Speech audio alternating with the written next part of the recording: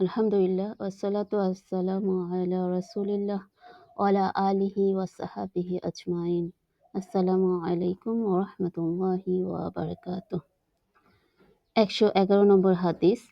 হযরত আবু যর গিফারী জুনদুব ইবনে জুনাদা রাদিয়াল্লাহু আনহু হতে বর্ণিত, হযরত নবী করিম সাল্লাল্লাহু আলাইহি ওয়াসাল্লাম মহান আল্লাহ কর্তৃক বর্ণনা করেছেন, আল্লাহ পাক বলেন, হে আমার বান্দাগণ, আমি নিজের উপর অত্যাচারকে হারাম করে নিয়েছি এবং তোমাদের মধ্যেও তা আমি হারাম করে দিয়েছি।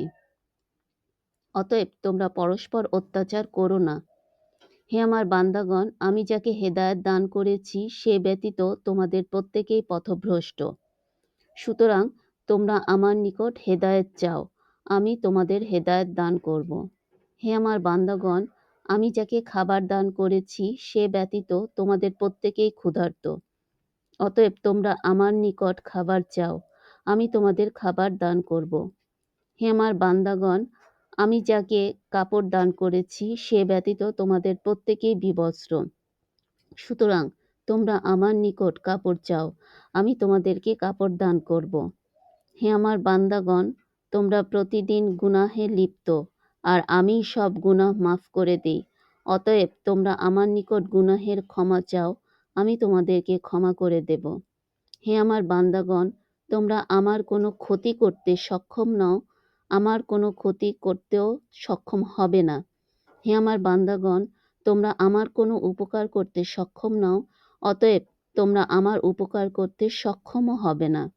হে আমার বান্দাগণ, যদি তোমাদের পূর্বের ও পরের সব জিন ও ইনসান তোমাদের মধ্যেকার সর্বশ্রেষ্ঠ একজন আল্লাহ ভীরুর হৃদয়ের মতন হৃদয় সম্পন্ন হয়ে যায়, তাতেও আমার রাজত্বের মোটেই মর্তবা বৃদ্ধি পাবে না।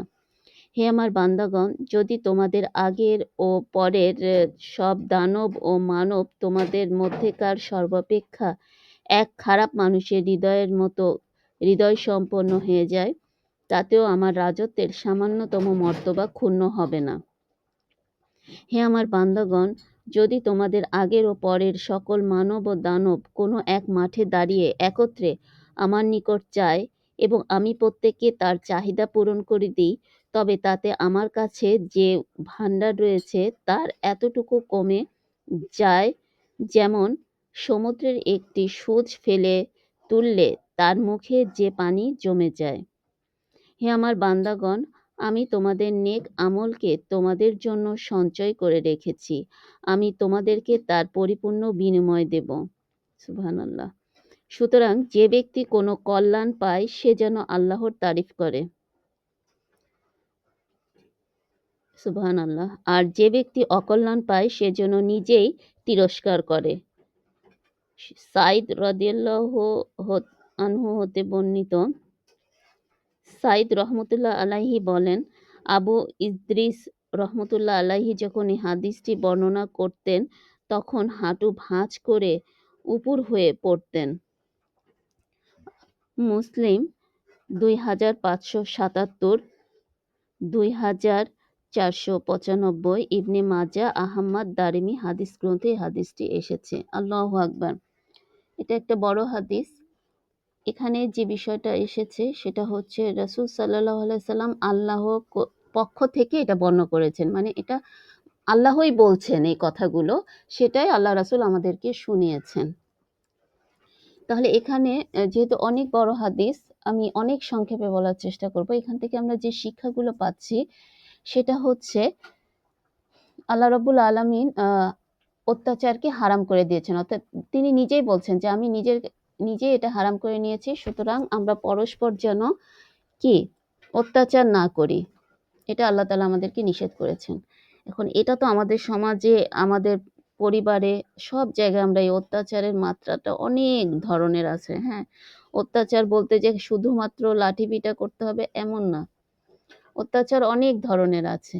তাহলে এই যে আপনি কথার মার প্যাচে তাকে করতে পারেন, কষ্ট দিতে পারেন, তারপরে হচ্ছে সয় সম্পত্তি নিয়ে ঝগড়া বিবাদ করতে পারেন, এটা আমরা বুঝি না, মানে আমাদের সমাজে যেগুলো হয় আর কি, অত্যাচার করি আমরা মানুষকে। তাহলে যেভাবেই হোক, অর্থাৎ মানুষকে কষ্ট দেওয়া, অত্যাচার করা মানে কষ্ট দেওয়া থেকে আল্লাহ তাআলা আমাদেরকে নিষেধ করেছেন, মানে একেবারে হারাম করে দিয়েছেন। কারণ আল্লাহ তাআলা নিজেই বলেছেন যে আমি অত্যাচারকে হারাম করে নিয়েছি। এরপরে আল্লাহ তাআলা যে কথাটা বলছেন, একটু লাইনটা বলি, হে আমার বান্দাগণ, আমি নিজের উপর অত্যাচারকে হারাম করে নিয়েছি এবং তোমাদের মধ্যেও তা আমি হারাম করে দিয়েছি, অতএব তোমরা পরস্পর অত্যাচার করো না। ১ নম্বর আমরা এই শিক্ষাটা পেলাম যে আমরা যেন মানুষের উপরে অত্যাচার না করি, ন্যায় ইনসাফ আচরণ করতে হবে, এটাই হচ্ছে প্রকৃত ব্যাপার।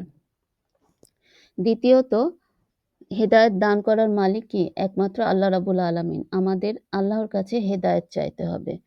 এটা কিন্তু অনেক বড় একটা ব্যাপার। হেদায়েত আল্লাহ না দিলে কারো পক্ষে হেদায়েত পাওয়া সম্ভব না। আবার হেদায়েত থেকে যেন আমরা ছুটে না যাই, এটাও একটা খুবই ভয়ঙ্কর ব্যাপার। এইজন্য আল্লাহ তাআলা কোরআনে আমাদেরকে দোয়া শিখিয়ে দিয়েছেন। সূরা আল ইমরানে আসছে যে, রব্বানা লা তুযিগ কুলুবানা বা'দা ইয হাদাইতানা ওয়া হাব লানা মিন লাদুনকা রাহমাতান ইন্নাকা আনতাল ওয়াহ্হাব। তাই না? এই দোয়াটা আমরা পড়ব যে, আল্লাহ আমাদেরকে যখন একবার তুমি হেদায়েতের পথে এনেছো, আমাদেরকে আর পথভ্রষ্ট করো না। এটার মূল অর্থটা এরকম। হুবহুটা আপনারা ইনশাআল্লাহ পড়ে নিবেন। এরপরে ৩ নম্বর যে পয়েন্টটা আমরা আসছি সেটা হচ্ছে আল্লাহ তাআলা কি? দানকারী। তিনি আমাদেরকে খাদ্য দান করবেন এবং আমরা আল্লাহর কাছেই খাবার চাইবো। না হলে আমরা প্রত্যেকেই কি? ক্ষুধার্ত। লাইনটা একটু বলি। আল্লাহ তাআলা বলছে, মানে এখানে বলছেন যে, তোমরা আমার নিকট, হে আমার বান্দাগণ, আমি যাকে খাবার দান করি সে ব্যতীত তোমাদের প্রত্যেকেই ক্ষুধার্ত। অতএব তোমরা আমার নিকট খাবার চাও, আমি তোমাদের খাবার দান করব। তাহলে এখানে আল্লাহর কাছে চাইতে হবে খাবার। ক্ষুধার্ত, দেখেন, রিজিকের মালিক আল্লাহ, শুধু খাবার না কিন্তু দুনিয়াবী সমস্ত কিছুর মালিক আল্লাহ। এটা আমাদেরকে একদম মনে প্রাণে স্বীকার করে আমাদের দুনিয়ার জীবনে চলতে হবে। তবেই আল্লাহর উপর ভরসা রেখে আমরা সব কাজ করতে পারবো। ৪ নম্বর আমরা যেটা শিক্ষা পাচ্ছি, আল্লাহ রাব্বুল আলামিন যাকে কাপড় দান করবেন সে ছাড়া সবাই বিবস্ত্র। এইজন্য কি? আল্লাহর কাছে আমাদেরকে কাপড় চাইতে হবে।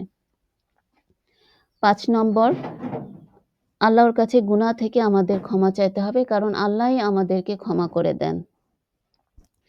এজন্য সার্বক্ষণিক আল্লাহর কাছে আমাদের ক্ষমা চাইতে হবে। ৬ নম্বর,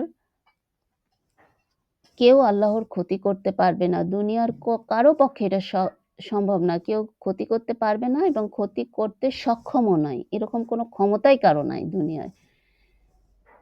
৭ নম্বর আমরা যেটা শিক্ষা পাচ্ছি সেটা হচ্ছে, দুনিয়ার কেউ আল্লাহর উপকারও করতে পারবে না এবং উপকার করতেও সক্ষম নয়।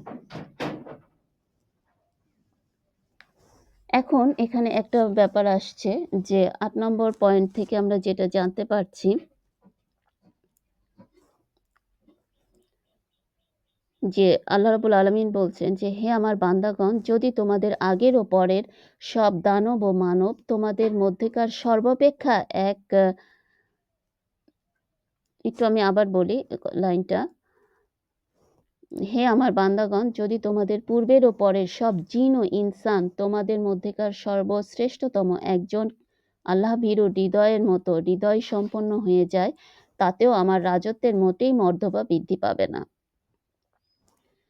তাহলে এখানে স্পষ্ট আমরা বুঝতে পারলাম যে, যদি দুনিয়ার সব জিন মানুষ মানে এত ঈমানদার হয়ে যায়, মানে সবচেয়ে মানে যারা আল্লাহ ভীরু তাদের মতন হয়ে যায়, হৃদয় সম্পন্ন হয়ে যায়, ভালো মানুষ হয়ে যায়, তাতে কি হবে? তাতে আল্লাহর এই রাজত্বের মোটেই কোনো মর্তবা বৃদ্ধি পাবে না। আবার ঠিক একইভাবে আল্লাহ বলছেন, হে আমার বান্দাগণ, যদি তোমাদের আগের ও পরের সব দানব ও মানব তোমাদের মধ্যেকার সর্বাপেক্ষা খারাপ মানুষের হৃদয়ের মতন হৃদয় সম্পন্ন হয়ে যায়, তাতেও আমার রাজত্বের সামান্যতম মর্তবা ক্ষুণ্ণ হবে না। আল্লাহু আকবার। এটাই স্বাভাবিক যে দুনিয়ার সব দানব মানব, মানে যারা খারাপ, এখানে দেখেন বলা হয়েছে কি দানব মানব, যদি খারাপ মানুষ হয়ে যায়, তাদের হৃদয় সম্পন্ন হয়ে যায়, তাতেও কি আল্লাহর রাজত্বের কোনো মানে মর্যাদাই ক্ষুণ্ণ করতে পারবে না। হ্যাঁ? সামান্যতম মর্তবা ক্ষুণ্ণ হবে না। কারণ এটা তো আল্লাহর রাজত্ব। এইজন্য এখানে মানুষ যাই করুক, এখানে আল্লাহর রাজত্বের কোনো কিছুই তারা ক্ষতি করতে পারবে না। হে আমার বান্দাগণ, যদি তোমাদের আগের ও পরের সকল দানব ও মানব কোনো এক মাঠে দাঁড়িয়ে একত্রে আমার নিকট যায় এবং আমি প্রত্যেককে তার চাহিদা পূরণ করে দিই, তবে তাতে আমার কাছে যে ভাণ্ডার রয়েছে তার এতটুকু কমে যায়, যেমন সমুদ্রে একটি সূচ ফেলে তুললে তার মুখে যে পানি জমে যায়। সুবহানাল্লাহ! কতটা আল্লাহ তাআলার রাজত্ব কত বড়, এটা আমরা চিন্তা করতে পারব না। এখানে আল্লাহ রাব্বুল আলামিন আমাদেরকে সেটাই বোঝাচ্ছেন যে আমরা সারা দুনিয়ার মানুষ, দানব সবাই মিলে যদি দানব বলতে এখানে পশু-পাখি কিংবা যেগুলো আছে আরকি, আমরা জিনকে দেখতে পাই না, সব মিলিয়ে আরকি দুনিয়ার সবাই মিলে যদি একটা মাঠে এসে তাদের সবকিছু চায়, আল্লাহ সব দিয়ে দিলেও কি হবে? আল্লাহর রাজত্ব থেকে একটা সমুদ্রে যদি আমরা সুই ডুবাই, সুইয়ের মাথায় সুইটা তোলার পরে সুইয়ের মাথায় যে পানিটুকু আসবে, ওই পানিটুকু পরিমাণ হয়তো খরচ হবে, এর বেশি না। সুবহানাল্লাহ! মানে এতটুকুই কমবে আরকি আল্লাহর রাজত্ব থেকে। সুবহানাল্লাহ! মানে আমরা চিন্তা করতে পারছি তাহলে আল্লাহর রাজত্ব কত বড় আর আমাদের ব্রেন কত ছোট।